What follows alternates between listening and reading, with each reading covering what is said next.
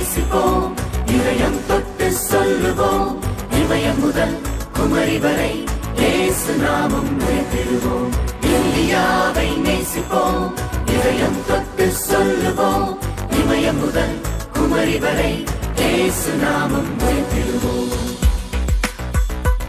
இயேசுவில் அன்புக்குரியவர்களே, நம்முடைய தாய் திருநாடு விடுதலை பெற்ற சுதந்திரம் அடைந்த நாளை இந்த நாளிலே மகிழ்ச்சியோடு நாம் கொண்டாடத்தக்கதாக ஆண்டவர் நமக்கு கிருபை பாராட்டியிருக்கின்றார்.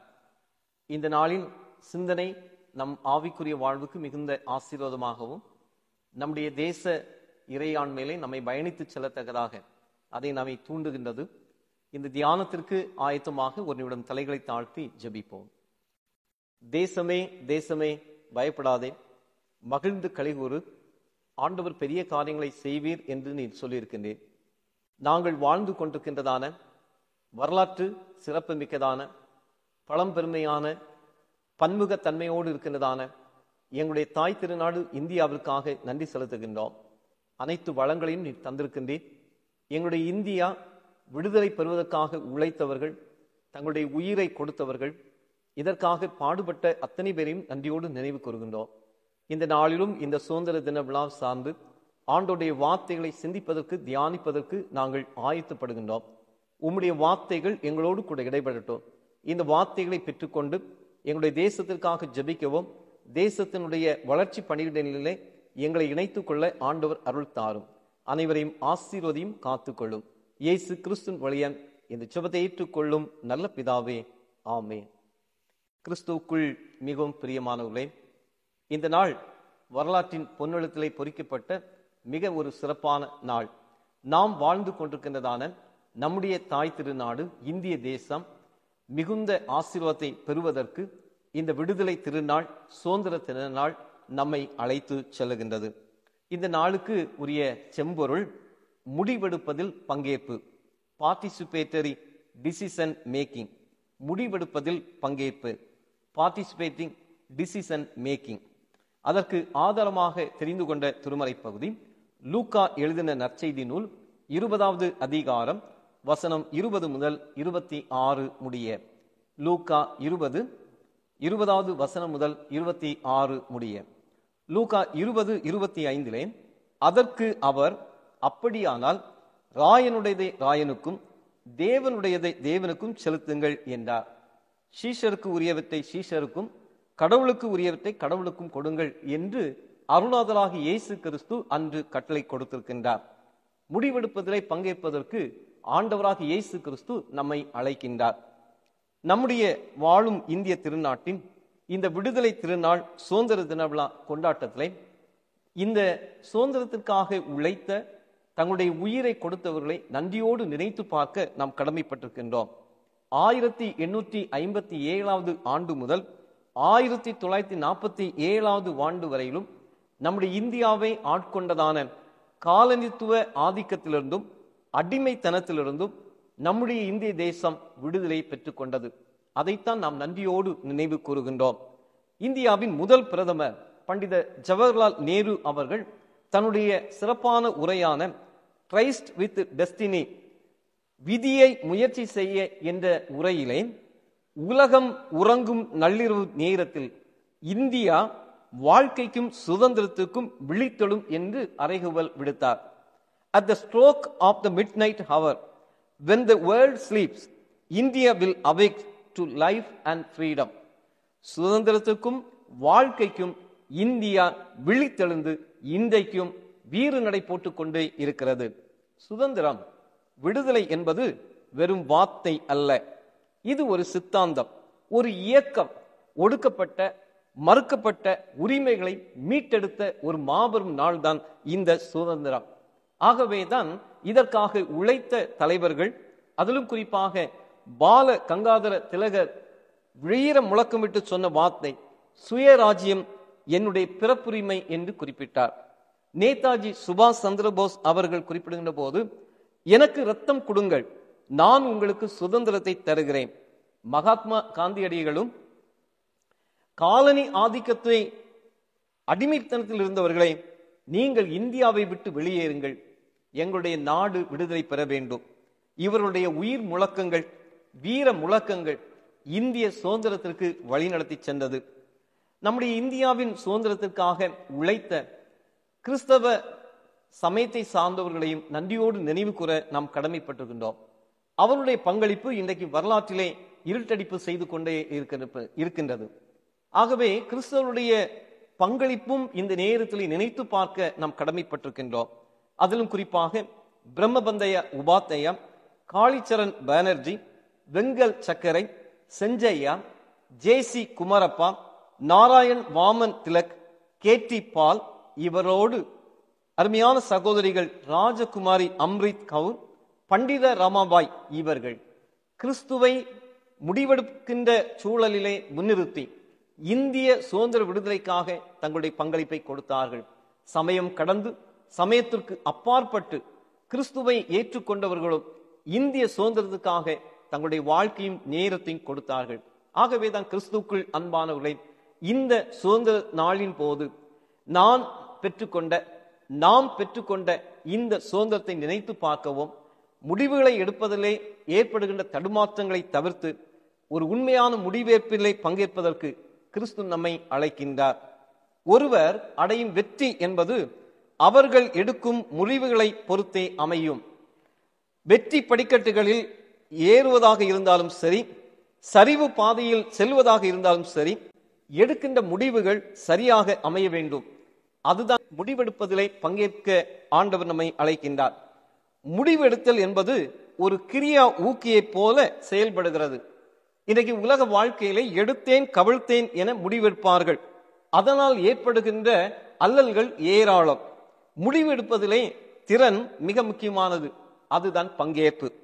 வாருங்கள், முடிவெடுப்பதிலே பங்கேற்று நம்முடைய நாட்டை வளப்படுத்துவதிலும் நம்முடைய இந்திய நாட்டை வல்லரசாக மாற்றுவதிலும் எல்லா நலனும் உடையதாக மாற்றுவதற்கு இந்த செம்பொருள் நம்மை அழைக்கின்றது. முடிவெடுப்பதிலே பங்கேற்போம். வாருங்கள், இணைந்து ஆண்டவருடைய வார்த்தைகளை சிந்திப்போம், தியானிப்போம். திருமறையிலே மிக தெளிவாக சொல்லுகின்ற போது அருள்நாதராக இயேசு கிறிஸ்து முடிவெடுப்பதிலே பங்கேற்பதிலே ஒரு முன்னுதாரணமாக இருக்கின்றார். ஒருமுறை அவர் தன்னுடைய இறைப்பணியை நிறைவேற்றி கொண்டிருக்கின்ற போது அவரை குற்றப்படுத்தும் நோக்கிலே, அவரை குற்றம் சாட்டுவதற்காக அநேகர் முயற்சி செய்கின்றார்கள். அதற்கு தான் அவர் சார்ந்திருக்கின்ற அதிகாரத்தையும் அவர் சார்ந்திருக்கின்ற ஆளுமையும் பயன்படுத்தி அவர் முடிவெடுப்பதிலே பங்கேற்கின்றாரா அல்லது தடுமாறுகின்றாரா என்று நினைத்து அவரிடத்திலே கேள்வியை எழுப்புகின்றார்கள். அதற்கு சரியான பதிலை கொடுத்து முடிவெடுப்பதிலே பங்கேற்பதற்கு நம்மை அழைத்து செல்லுகின்றார். 2 காரியங்கள் சிந்தனையாக கிறிஸ்து இதனை நமக்கு கற்றுத்தருகின்றார். ஒன்று, பேசுகின்ற சொற்கள் வார்த்தைகள் வழியாக முடிவெடுப்பதிலே பங்கேற்பு. முடிவெடுப்பதிலே பங்கேற்பதிலே மிக முக்கியமாக அழுத்தம் பெறுகின்றது பேசுகின்ற சொற்கள் வார்த்தைகள். லூக்கா 20வது அதிகாரம் 20வது வசனத்திலே பேச்சிலே குற்றம் கண்டுபிடிக்கலாம் என்று அங்கே காத்து கொண்டிருக்கின்றார்கள். இயேசு என்ன பேசுகின்றார்? அவருடைய பேச்சு வழியாக குற்றத்தை கண்டுபிடித்து நிரூபிக்கலாம் என்று நினைத்து அங்கே காத்து கொண்டிருக்கின்றார்கள். இன்றைக்கு உலகத்தில் இருக்கின்ற சமூக தொலைத்தொடர்பு ஊடகங்கள் நாம் பேசுகின்ற வார்த்தைகள் சொற்களை அவர்கள் உள்வாங்கிக் கொண்டு அவர்களே ஒரு முடிவெடுத்து ஒரு விடையை அளித்து விடுகின்றார்கள். அதனால் அநேக பிரச்சனைகள், அநேக விதமான இடையூறுகள் ஏற்படுகின்றது. ஆகவேதான் கிறிஸ்து நமக்கு கற்றுத்தருகின்ற வார்த்தை என்னவென்றால், முடிவெடுப்பதிலே பங்கேற்கின்ற நானும் நீங்களும் பேசுகின்ற நம்முடைய சொற்கள் வார்த்தைகள் சிறப்பாக தெளிவாக அமைய வேண்டும் என்பதை ஆண்டவர் கற்றுத்தருகின்றார். இந்திய இறையாண்மையிலே ஒற்றுமைக்கு ஊறு விளைக்கின்ற வகையிலே இன்றைக்கு அநேகர் பேசிக் கொள்ளுகின்றார்கள். தேவையில்லாத சம்பாஷணைகளிலே ஈடுபடுகின்றார்கள். அவைகளை தவிர்த்து ஒருவேளை முடிவெடுப்பதிலே காலதாமதம் ஆனாலும் நம்முடைய சொல்லும் செயலும் சொற்களும் மிக சிறப்பாக முடிவெடுப்பதிலே பங்கேற்கின்றதாக அமைய வேண்டும் என்பதை கிறிஸ்து கற்றுத்தருகின்றார்.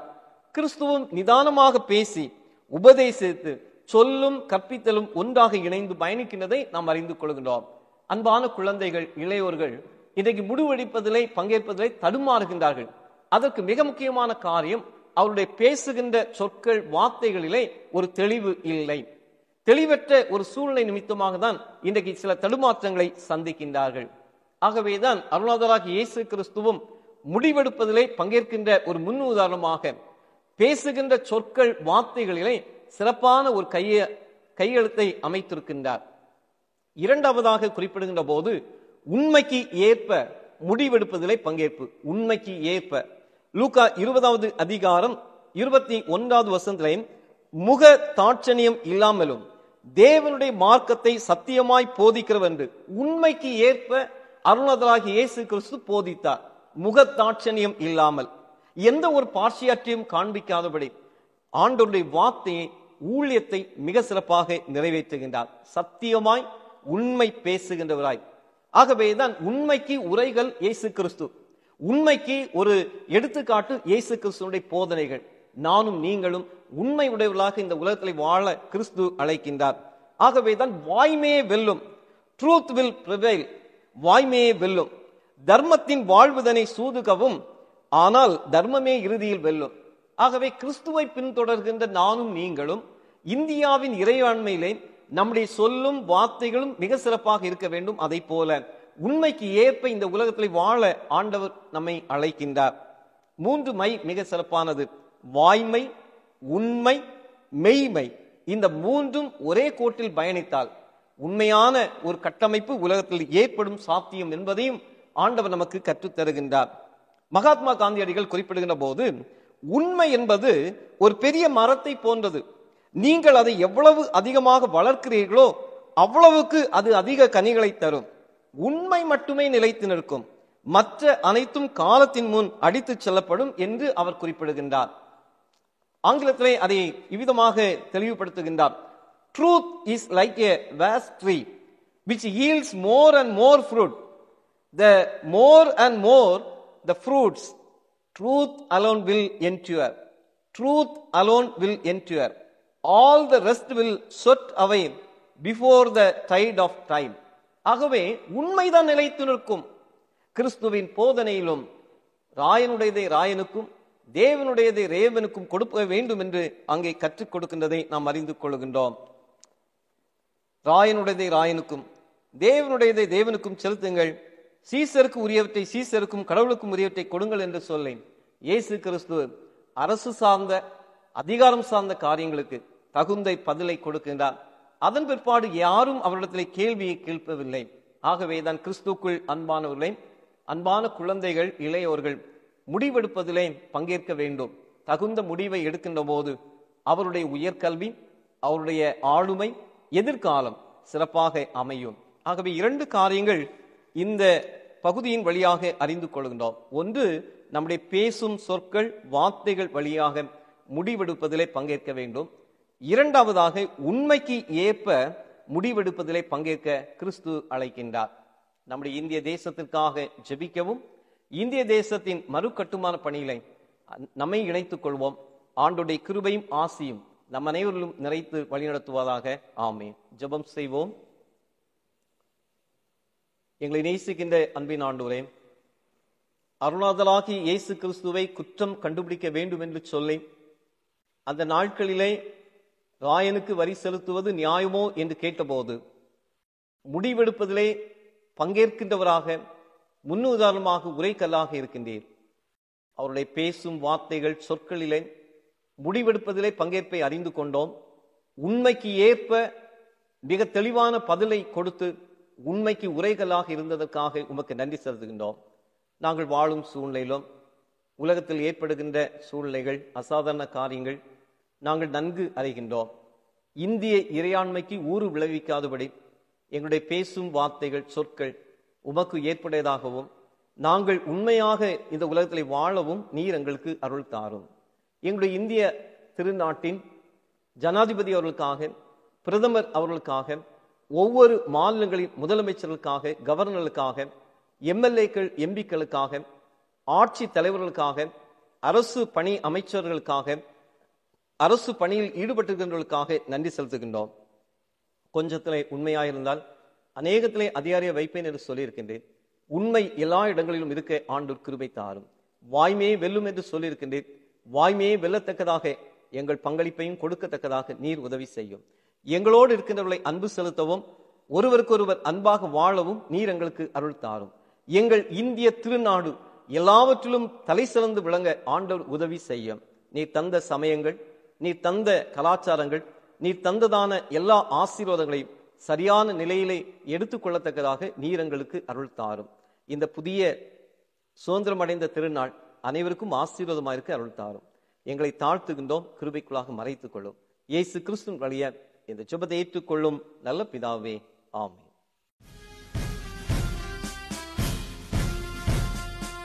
உங்கள் அனைவருக்கும் மகிழ்ச்சி நிறைந்த சுதந்திர தின நல்வாழ்த்துக்களை கூறிக்கொள்கிறோம். Happy independence. Jai Hind. Jesus loves India, so we love India.